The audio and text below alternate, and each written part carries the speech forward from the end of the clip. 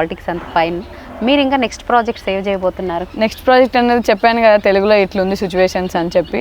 So దాన్ని బట్టే ముందుకు వెళ్తాము. మనకు వచ్చింది మనం చేసుకుంటూ వెళ్ళాలి, రాని దానికి సైలెంట్గా కూర్చొని ఉండాలి అంతే. ఎందుకని అంటే తెలుగు అమ్మాయిలు కూడా ఇప్పుడు చాలా మంది బాగా అన్నిట్లోకి ముందుకు వస్తున్నారు, యాక్టింగ్ చేస్తున్నారు. కానీ ఏమన్నా అంటే ఉంటది, కానీ మనకి అనిపించింది తెలుగు అమ్మాయిలో అన్నీ ఉంది, కానీ కన్నడ లాంగ్వేజ్ అయితే లేదు కదా. లేదు. బెంగళూరు స్లాంగ్ అయితే లేదు కదా. ఆ స్లాంగ్ కావాలంటనా? వాళ్ళకి ఆ స్లాంగ్ వచ్చి ఉంటేనే నీకు ఇక్కడ పనికి వస్తుంది. నువ్వు ఇక్కడ పుట్టి అక్కడికి వెళ్ళి పెరిగి అక్కడ ఒక 2 సీరియల్ చేసి మళ్ళీ తెలుగులోకి వచ్చినా నీకు మళ్ళీ మంచి ఇంపార్టెన్స్ ఇస్తారు. కానీ బెంగళూరుని టచ్ చేసి ఉండాలి ఎవరన్నా. కానీ సీరియల్స్కి నేటివిటీ చాలా ఇంపార్టెంట్ కదా, ఎందుకంటే తెలుగు సీరియల్ని తెలుగు ఆడవాళ్ళు ఎక్కువగా చూస్తారు. అవును, యాక్చువల్గా ఇప్పుడు ఏంటి, ఒక తెలుగు ఆర్టిస్ట్కి ఒక సీన్ ఇస్తే స్పెల్లింగ్ మిస్టేక్ కాకుండా పర్ఫెక్ట్గా చెప్తుంది. అదో కన్నడ కానీ చెన్నై కానీ లేదంటే కేరళ కానీ వాళ్ళకి ఒక పెద్ద డైలాగ్ ఇచ్చి చూడండి, ఒక 2-3 పేజీలు అయినా సరే ప్రాంప్టింగ్ ఇచ్చినా ఎట్లయినా చెప్పేస్తాం మేము. కానీ వాళ్ళు చెప్పగలరా? కనీసం లిప్సింగ్ కూడా కాదు.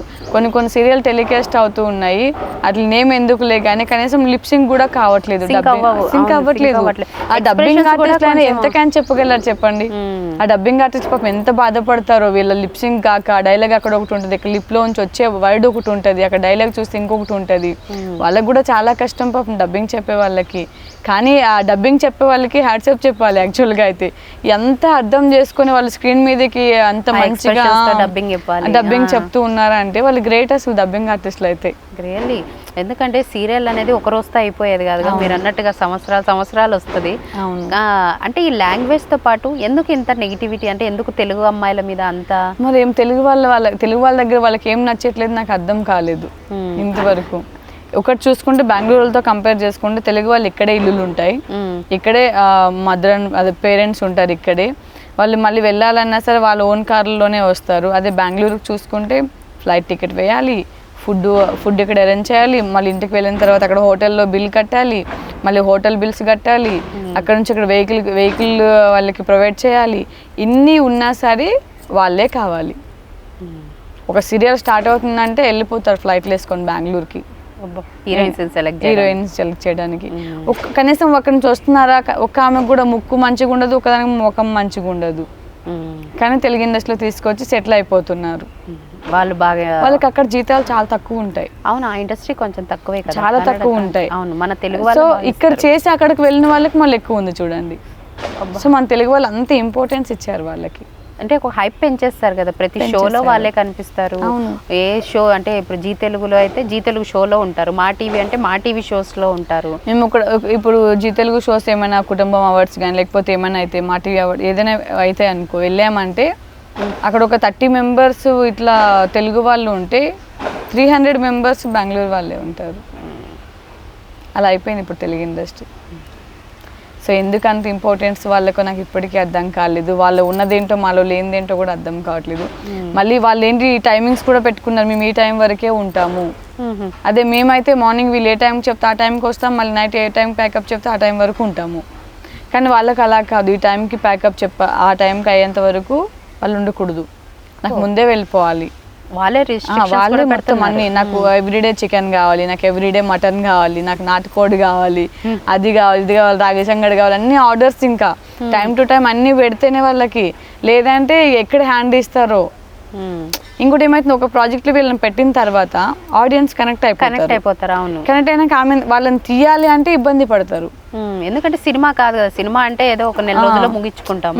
సీరియల్ అంటే సీరియల్స్ ఇప్పుడు ఒక ఆర్టిస్ట్ ని బాగా వాళ్ళు ఏమంటారు కనెక్ట్ అయిపోయారు, ఒక ఆర్టిస్ట్ ఒక సీరియల్లో హీరోయిన్ కావచ్చు, హీరో కావచ్చు, వాళ్ళని ఇప్పుడు తీయాలి అంటే ఇబ్బందే ఉంటుంది.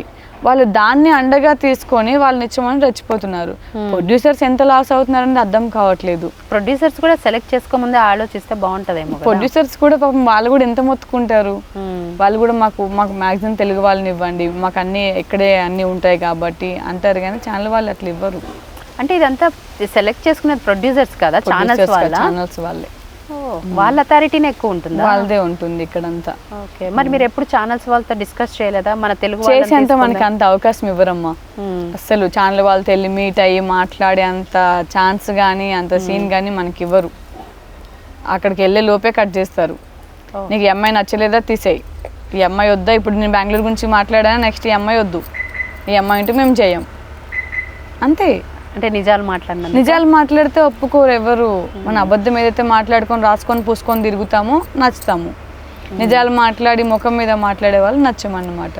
ఎందుకు లాస్ట్ టైం నేను ఈ బెంగళూరు వాళ్ళ కోసం మాట్లాడినప్పుడు కూడా ఒక సీరియల్ ఈమె సీరియల్లో వస్తే నేను చేయనని పట్టింది. 2 hours ఏడ్చింది కూడా నేను ఆ సీరియల్లోకి వస్తానేమో అని చెప్పి. సీరియల్ హీరోయిన్ సీరియల్ హీరోయిన్ మన ఎవరు బిగ్ బాస్ సత్య రిప్లేస్మెంట్ అయింది. ఆ క్యారెక్టర్కి నన్ను అనుకున్నారు. ఆ క్యారెక్టర్ నన్ను అనుకుంటే ఏమంటే నేను చేయనని కూర్చుంది ఆమె. ఇచ్చారా మరి? లేదు, ఇంకెట్లా వస్తుంది ఆమె ఇప్పుడు ఆమె మెయిన్ హీరోయిన్ ఉంది కదా. ఓకే, ఆమె కోసం ఇంకా మిమ్మల్ని తీసుకోరు ఇంకా. ఇలా చాలా ఛాన్సులు వదులుకున్నారా మీరు? చాలా ఎలానే అవుతుంది.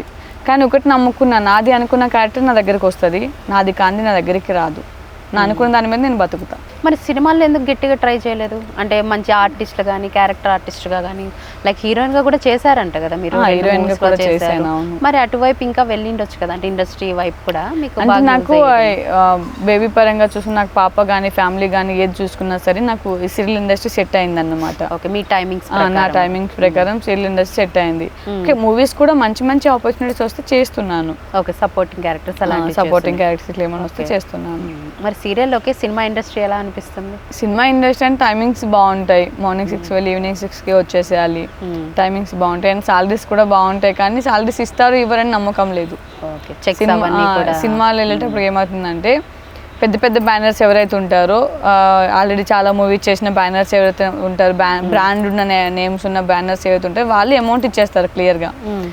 ఏదో ఒక సినిమా చేయాలి, ఎట్లయినా బయటికి రావాలి అనుకున్న వాళ్ళు అసలు వాళ్ళ దగ్గర నుంచి ఫోన్లు చేసి పద్దాకా అడుక్కోవాలి తప్పించి మన కష్టానికి ఫలితం అక్కడ దక్కదు. రియాక్ట్ అవ్వరు.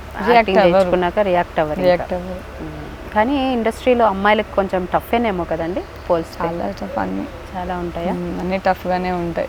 కాంప్రమైజ్ అవుతూ ఉండాలి, అన్నిటి కాంప్రమైజ్ అవుతూ ఉండాలి. నీ కాంప్రమైజ్ అయిన ప్లేస్లోనే నువ్వు వర్క్ చేయగలవు. నువ్వు కాంప్రమైజ్ కావు, నేను ఇలానే ఉంటాను అలానే ఉంటానంటే నీకు ఇంకా ఫుడ్ ఉండదు, రెండూ లేవు. ఇండస్ట్రీ వదిలేసి వెళ్ళిపోయి వేరే పని చేసుకోవాలి.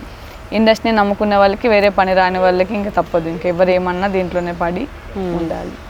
మరి మీరు అంటే ఇండస్ట్రీకి ఎందుకు చూస్ చేసుకున్నారు? బయట ఎక్కడ జాబ్ అంటే నాకు చిన్నప్పుడే అవకాశాలు వచ్చినాయి కాబట్టి దాని అట్లా కంటిన్యూ అవుతూ ఉన్నా. అంటే దీని వైపే వచ్చేది, ఇంకా దీని వైపే కంటిన్యూ అవుతూ ఉన్నా. అంటే దేవుడి దయ వల్ల నేను ఎప్పుడు గ్యాప్ తీసుకోలేదు. అండ్ నా బేబీ పుట్టినప్పుడు కూడా గ్యాప్ తీసుకోలేదు.